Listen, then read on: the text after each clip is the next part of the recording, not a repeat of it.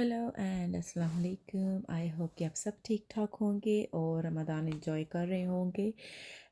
आज मैं बना रही हूँ पकोड़े जो कि आई एम श्योर सबको बनाने आते हैं, लेकिन आज मैं अपना तरीका आपके साथ शेयर करूँगी। तो मैंने लिए हैं यहाँ पे 2 मीडियम साइज़ की अनियन और मैंने उनको इस तरीके से काट लिया थोड़ा लंबा।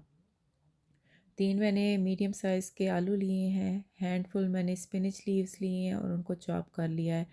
हैंडफुल ही मैंने फ्रेश कोरिएंडर लिया है और उसको भी चॉप कर लिया है। स्पाइसेस में मैंने लिया है 1 टीस्पून सॉल्ट का, 1/4 टीस्पून मैंने लिया है अजवाइन, 1.5 टीस्पून चिली पाउडर और 1 टेबल स्पून मैंने लिया है कोरिएंडर सीड्स का, और इनको मैंने हल्का सा क्रश कर लिया है।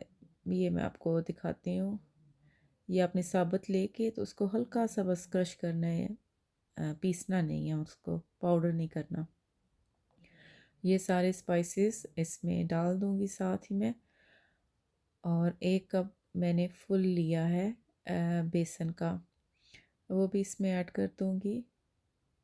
और इसके अलावा इसमें जाएगा बेकिंग पाउडर और कॉर्नफ्लावर। बेकिंग पाउडर जो है उसकी सिर्फ 1 पिंच लेनी है। मैं इसको नाइफ़ की टिप पे थोड़ा सा, ये इतना बस डालना है आपने। तो उसके बाद मैं कॉर्नफ्लावर ऐड करूँगी। कॉर्नफ्लावर के मैंने 2 टेबल स्पून लिए हैं। कॉर्नफ्लावर डालने से ये है कि पकोड़े वो जो हैं उनमें एक एक्स्ट्रा क्रंच आता है। अब ये सारी जो ड्राइड मिक्सचर है मैंने इसको मिक्स कर लेना है अच्छी तरह से, और उसके बाद इसमें थोड़ा थोड़ा करके पानी ऐड करना है। एकदम से ज़्यादा पानी नहीं डालना, क्योंकि उससे फिर बहुत पतला हो जाएगा और इस मिक्सचर को हमें थिक रखना है। वरना ये है कि जब आप इसको 5 मिनट का रेस्टिंग टाइम देंगे तो सब्जियां अपना पानी छोड़ेंगी तो उससे और ज़्यादा पतला हो जाएगा। तो इसलिए शुरू में इसको ज़रा सख्त रखना है आपने, और अगर आप हाथ से मिक्स कर लें तो ज़्यादा बेहतर है, ज़्यादा इजी होगा आपके लिए। मैं यहाँ पे स्पून से मिक्स कर रही हूँ और यहाँ पे ये मिक्स हो गया है, और मैंने 5 मिनट का इसको रेस्टिंग टाइम दिया था, और ये इस वक्त इस कंसिस्टेंसी में है जो कि रेडी है फ्राई के लिए। मैंने ऑयल गरम कर लिया है कढ़ाई में, और अब मैं जो हूँ वो ये 1 बाय 1 करके पकोड़े फ्राई करूँगी ऑयल में।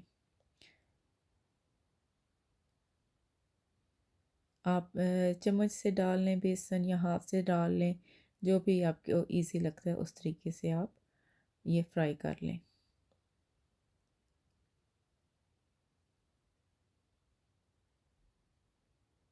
फ्लेम मीडियम ही रखना है, और ताकि जो पकोड़े हैं वो अंदर तक पक जाएं और ये जलें नहीं बाहर से।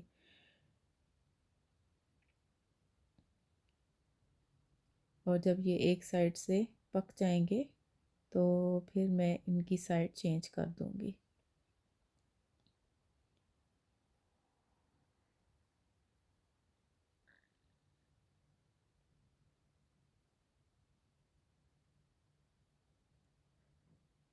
इस तरीके से ये पकोड़े बहुत ही क्रिस्पी बनते हैं, बहुत अच्छे लगते हैं, मज़े के लगते हैं खाने में। तो यहाँ पे ये पकोड़े बन के रेडी हैं। आप देखिए इनका कितना प्यारा कलर आया है और ये कितने क्रिस्पी बने हैं। अब मैं इनको निकाल के तो टॉवल पेपर के ऊपर बिछा दूँगी।